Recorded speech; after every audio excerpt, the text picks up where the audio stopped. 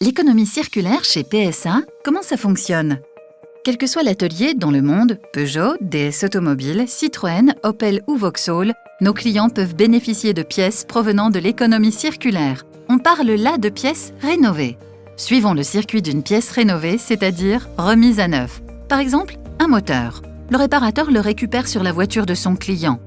Il s'agit alors d'une carcasse qui sera stockée puis collectée par la plaque Distrigo. La carcasse est ensuite envoyée dans le centre de tri de Vesoul pour être rénovée. Le moteur est nettoyé et démonté. Les composants destinés à la rénovation partent alors vers l'usine de rénovation et les composants hors d'usage partent au recyclage de la matière. Rien n'est jeté. Retrouvons notre moteur à rénover dans l'atelier de rénovation. Le constructeur le remet en état selon un cahier des charges de la pièce neuve équivalente. Les composants usagés du moteur sont remplacés par des composants neufs. Une fois remis à neuf, le moteur est testé par le constructeur. Il doit absolument avoir les mêmes qualités que la pièce d'origine. Une pièce remise à neuf contribue à préserver l'environnement.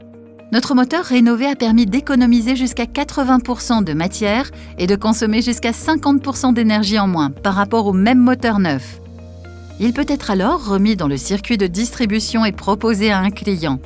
L'économie circulaire offre aux clients des solutions astucieuses.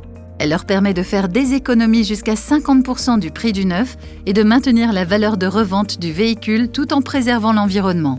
C'est le cercle vertueux de l'économie circulaire du groupe PSA.